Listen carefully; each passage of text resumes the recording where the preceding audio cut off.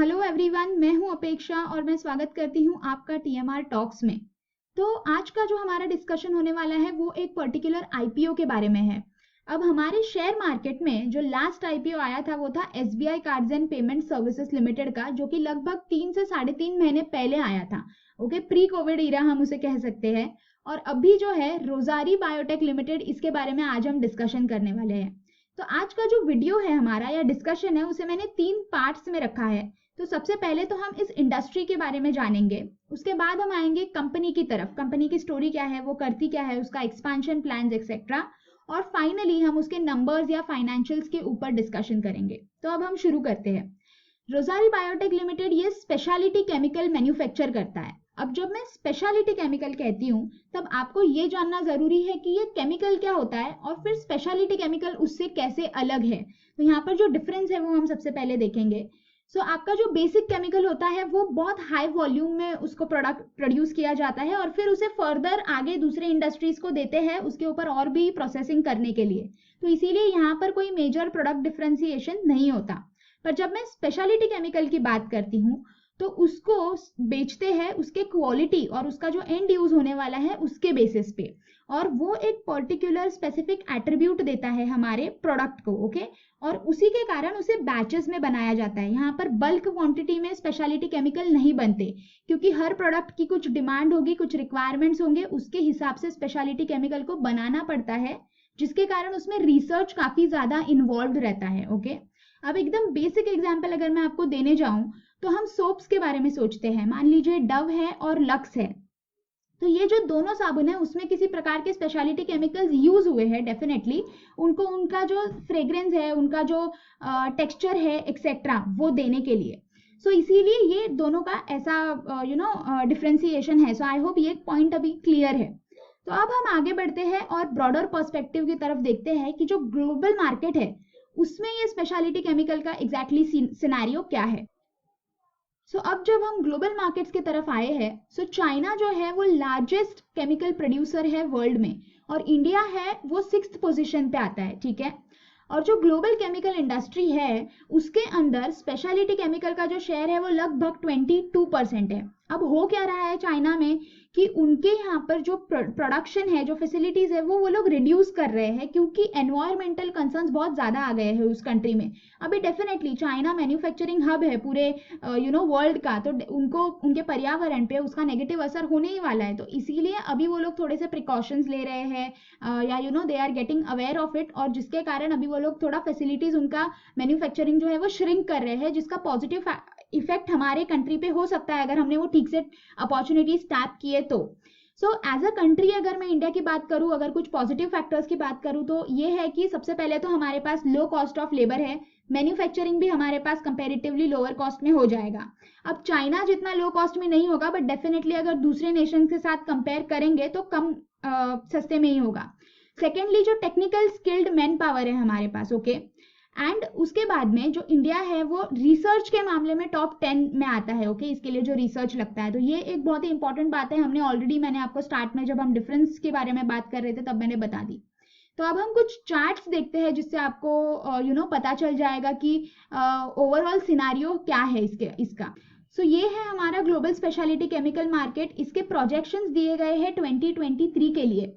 तो यहाँ पर आप ध्यान से देखिए 2023 के चार्ट को, तो आपको पता चलेगा कि लगभग 50% प्रोडक्ट में हमारा कंपनी ऑलरेडी ऑपरेट कर रहा है। वो जो रेड लाइन है वो आपको ये बता रहा है कि हमारी कंपनी जो है वो कौन से प्रोडक्ट्स में ऑलरेडी या सेगमेंट्स में काम कर रही है।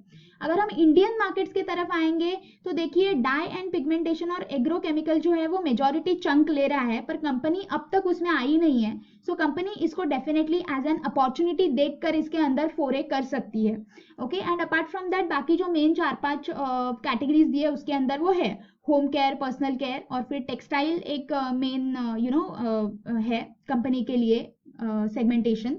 और अब हम देखते हैं और भी कुछ चार्ट्स यहाँ पर दिए गए हैं। ये सारे इंडियन स्पेसिफिक चार्ट्स है। ओके, यहाँ पर है 12.4% कैगर है इंडियन पर्सनल केयर के लिए, और इंडियन होम केयर के लिए है कैगर 9.8% का, और अगर हम टेक्सटाइल की बात करेंगे तो 11.5% का कैगर है। तो अब हमें ये तो पता चल रहा है कि ग्लोबली ये जो सेक्टर है वो काफी अच्छे स्पॉट पे है एट द मोमेंट।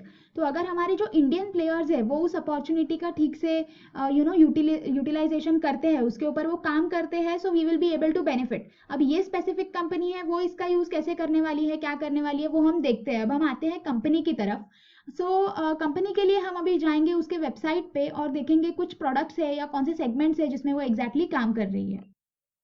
अब ये जो कंपनी है रोजारी बायोटेक, ये 2003 में स्टार्ट की गई थी एज अ पार्टनरशिप फर्म और 2009 में इसे फिर एज अ कंपनी कन्वर्ट किया गया था। तो यहाँ पर मैंने उसकी जो वेबसाइट है वो लोड करके रखी है। हम बिजनेस सेगमेंट्स देखते हैं उनके क्या क्या है। तो सबसे पहले जो है home personal care and performance chemical, इसमें देख लीजिए कौन से प्रोडक्ट कैटेगरीज के लिए वो लोग सर्व कर रहे हैं। और यहाँ पर टोटल इनके जो प्रोडक्ट्स है वो 300 प्रोडक्ट्स है। ये जो वाटर ट्रीटमेंट आप देख रहे हो, वाटर ट्रीटमेंट के लिए ये लोग अभी एडवांस स्टेज पे है एक्सपांशन के। तो ये लोग स्पेशलिटी फॉर्मुलेशंस बनाने वाले हैं ब्रीवरीज के लिए, डेयरीज के लिए एक्सेट्रा। ये एक बात है। और दूसरा इंपॉर्टेंट पॉइंट है कि ये जो कंपनी है वो जॉइंट वेंचर में है एक जर्मन कंपनी के साथ जिसका नाम है बुजील। तो ये जो बुजील है वो 105 ईयर ओल्ड कंपनी है जिसको बहुत ज्यादा एक्सपीरियंस है इंस्टीट्यूशनल क्लीनिंग में, हाइजीन में, डिसइंफेक्शन, ये सारे कैटेगरीज में, ये सारे प्रोडक्ट्स में। तो इसीलिए इनका जो जेवी रहा है जॉइंट वेंचर, वो कंपनी को इन प्रोडक्ट्स में आने के लिए या इसके जो फॉर्मुलेशंस रहते हैं वो बनाने के लिए बहुत ज्यादा मदद की है। अब हम आते हैं टेक्सटाइल स्पेशलिटी केमिकल में। इसमें सबसे ज्यादा प्रोडक्ट्स है कंपनी के, जो कि है 1543, लगभग 1500। और यहाँ पर एक प्रॉब्लमैटिक चीज जो है टेक्सटाइल्स के बारे में वो ये है वाटर पोल्यूशन से रिलेटेड, कि काफी ज्यादा वाटर पोल्यूशन होता है पूरा प्रोसेस करने में। तो इसीलिए जैसे मैंने ऑलरेडी कहा कि चाइना उसके फैसिलिटी कम कर रहा है या श्रिंक कर रहा है, इसी के वजह से कि उसका मेनली एनवायरमेंटल इम्पैक्ट हो रहा है। तो हम अगर अपने कंट्री में एक्सपांड कर रहे हैं तो हमें डेफिनेटली इको फ्रेंडली सोल्यूशंस या ऐसे कोई सस्टेनेबल सोल्यूशंस लाने होंगे। तो कंपनी ने तो ऑलरेडी कहा है कि उसके ऐसे सारे सस्टेनेबल सोल्यूशंस है और वो लोग ट्राई करते हैं कि कम से कम इम्पैक्ट हो एनवायरमेंट को। सो या दैट इज वन थिंग। और फिर थर्ड कैटेगरी जो है वो है एनिमल हेल्थ एंड न्यूट्रिशन, जिसमें अभी they are not very big. वो हम देखेंगे अभी प्रोडक्ट सेगमेंटेशन, रेवेन्यू सेगमेंटेशन, तब हमें पता चल जाएगा। यहाँ पर रेवेन्यू ब्रेकअप दिया गया है। अब क्लियरली आपको पता चलता है कि टेक्सटाइल स्पेशलिटी केमिकल और home personal care and performance chemical ये सबसे ज्यादा कंट्रीब्यूट कर रहे हैं बिजनेस को। Animal health care is still at a smaller stage which is just 10%। तो हम इसे डायरेक्टली अगर लिंक करते हैं, जो इंडस्ट्री एनालिसिस में हमने कुछ चार्ट देखे थे, तो अगर आप याद करोगे तो ऑलरेडी मैंने बताया था कि ये जो दो कैटेगरीज है उसमें इंडिया स्पेसिफिक ग्रोथ होने वाला है, राइट। और अब और भी कुछ डिटेल्स के बारे में हम बात करते हैं। एंड डेफिनेटली जो दूसरे मार्केट्स थे, जो डाई एंड पिगमेंटेशन था, एग्रोकेमिकल्स था, तो उसमें ये लोग डेफिनेटली और एक्सपांड कर सकते हैं। अब एक्सपांशन की बात आई है तो ये देखिए आपके सामने कुछ डिटेल्स है। अभी जो करंट मैन्युफैक्चरिंग फैसिलिटी है कंपनी का वो है सिलवासा में। नया प्लांट अभी कंपनी का जो आ रहा है वो है गुजरात में। अब जो नए प्लांट का काम है वो फिलहाल चल रहा है और ये कंप्लीट होगा लगभग मार्च 2021 में। और उसके बाद फिर और 3 से 4 साल जाएंगे उसे पूरे 100% कैपेसिटी में रन करने के लिए। Okay, this is what the promoters said, एक इंटरव्यू में उन्होंने ये बताया। अब किसी भी कंपनी का जब नया प्लांट आता है, so definitely that's a good thing for the company. But साथ ही साथ अगर ग्लोबल डिमांड हो, अगर इंडियन स्पेसिफिक डिमांड हो and if the overall sector is lucrative, तो that's a really good sign, एकदम ग्रीन सिग्नल है इस चीज के लिए। और नेक्स्ट पॉइंट है कि इनके टोटल 204 डिस्ट्रीब्यूटर्स है। R&D फैसिलिटी, जो मैंने बोला कि रिसर्च बहुत इंपॉर्टेंट रहता है, तो 2 इनके रिसर्च फैसिलिटीज है, सिलवासा और मुंबई में। और देखिए प्रेजेंस भी है इनका 17 कंट्रीज में। अब 17 कंट्रीज में इनका प्रेजेंस है और कंपनी ने कहा है कि वो लोग और भी ज्यादा कोलैबोरेशंस, डील्स और एसोसिएशंस करना चाहते हैं बाहर के जो प्लेयर्स हैं उनके साथ, बाहर के जो कंपनीज हैं उनके साथ। क्योंकि अभी फिलहाल जो इनका रेवेन्यू है बाहर से, मतलब इंटरनेशनल मार्केट से, वो अप्रोक्सीमेटली 10-12% हम एवरेज पकड़ सकते हैं, राइट। और जो इंडियन है वही मेन है, सो इसीलिए उन्हें और ज्यादा भी जोग्राफिक एक्सपेंशन करना पड़ेगा। बट यहाँ पर एक नेगेटिव पॉइंटर जो मुझे कहना है आपको, या रिस्क फैक्टर हम जिसे कह सकते हैं, वो ये है कि कंपनी जो है बहुत ज्यादा डिपेंडेंट है कुछ कम कस्टमर्स के ऊपर। अब उनका देखिए जो मेन 5 कस्टमर्स है सबसे ज्यादा कंट्रीब्यूट करने वाले, ये जो टॉप 5 है वो 44% कंट्रीब्यूट कर रहे हैं उनके रेवेन्यू को, और जो टॉप 10 है वो 53% कंट्रीब्यूट कर रहे हैं। अब मान लीजिए इसमें से अगर 2-3 कस्टमर्स का भी अगर मे बी उनका डील खत्म हो जाए या ऐसा कुछ प्रॉब्लम हो जाए तो इनके रेवेन्यू पे काफी ज्यादा इम्पैक्ट होगा। तो ये अगर और ज़्यादा एक्सपांड करेंगे और ज़्यादा कस्टमर्स लाएंगे बिजनेस में, so that will be really helpful for the company. अब हमें कुछ बातें पता चल गई है कि बिजनेस कैसा है, सेक्टर कैसा है, कंपनी करती क्या है, नया प्लांट आ रहा है, एक्सपांशन प्लान्स। अब हम कुछ आईपीओ डिटेल्स के बारे में देखते हैं कि ठीक है, अब ये आईपीओ क्यों ला रहे हैं, ये करना क्या चाहते हैं एग्जैक्टली। तो ये कुछ डिटेल्स हैं। 13 से 15 जुलाई तक आईपीओ है। फ्रेश इशू सिर्फ 50 करोड़ का होने वाला है, बाकी का जो है वो ऑफर फॉर सेल है, मतलब प्रमोटर्स को ही ये पैसे मिलने वाले हैं, ठीक है, कंपनी में नहीं आने वाले। प्राइस बैंड है 423 से 425 और मार्केट लॉट है 35 शेयर्स का।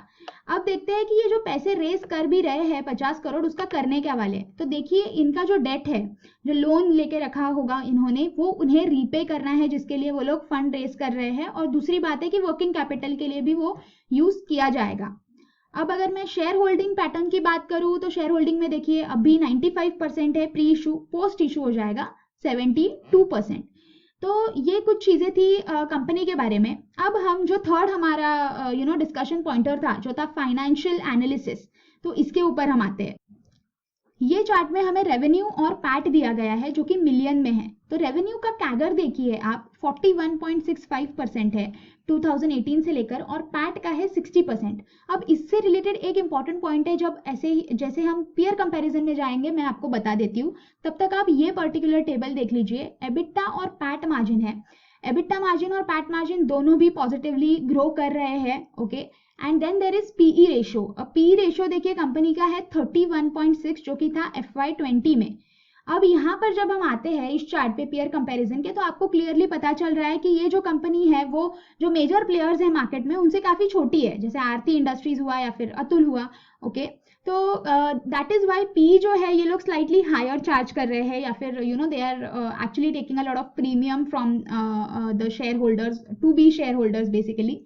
एंड उसके बाद में और एक इंपॉर्टेंट पॉइंट जो मैं कह रही थी आपको रेवेन्यू का, कि कैगर 40% है या फिर पैट का जो मार्जिन है 60%। तो ये नंबर्स देख के आपको बहुत ज्यादा पॉजिटिव या खुश नहीं होना है, क्योंकि जब कोई छोटी कंपनी ग्रोथ कर रही है तब उसके नंबर्स ऐसे ही होते हैं। पर अभी हम लोग अगर आरती या अतुल की बात करेंगे, जिनका ऑलरेडी इतना ज्यादा रेवेन्यू है और मार्केट शेयर है, तो वो लोग जब ग्रोथ करते हैं तो वो इतना नहीं होगा, ओके। भले ही वो इससे ज्यादा भी होगा। अगर मान लीजिए कि आरती ने अगर 4000 और मिलियन का अगर ग्रोथ किया, तो दैट विल बी रफली 10%।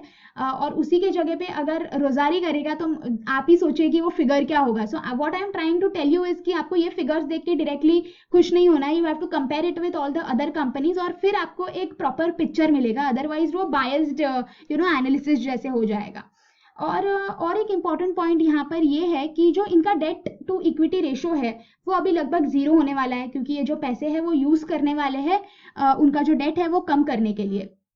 तो इसके बाद ये पॉजिटिव कैसे होगा शेयर होल्डर्स के लिए? हर बार डेट नहीं होना ये कुछ पॉजिटिव चीज नहीं होती। कंपनी को डेट लगता है बिजनेस चलाने के लिए, ओके।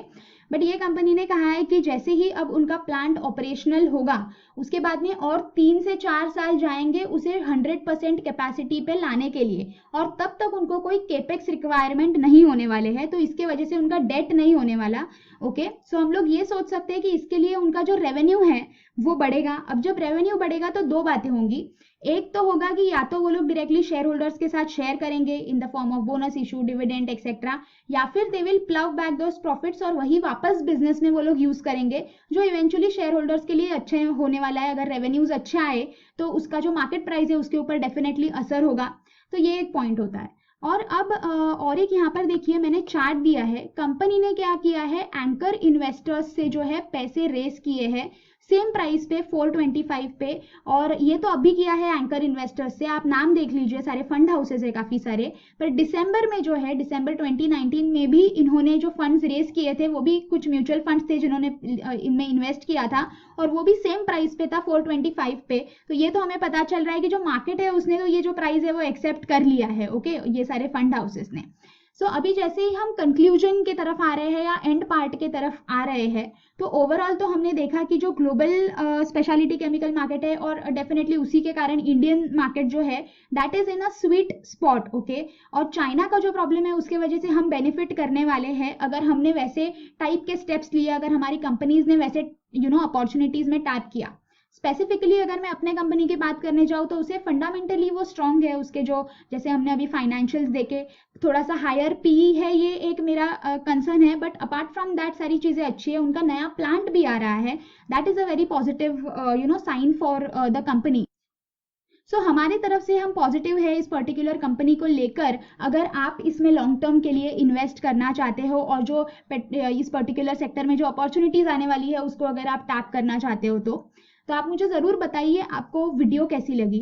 अगर आपको कोई सजेशन है, कुछ क्वेश्चन है, क्वेरीज है, तो हमें कमेंट सेक्शन में बताइए। और अगर आपने सब्सक्राइब नहीं किया अभी तक चैनल को तो उसे ज़रूर सब्सक्राइब कीजिए। हम काफ़ी सारे कॉन्टेम्प्रेरी टॉपिक्स पे वीडियोस बनाते रहते हैं, फाइनेंशियल मार्केट से रिलेटेड हो या इकोनॉमिक एनालिसिस से रिलेटेड हो। तो थैंक यू सो मच।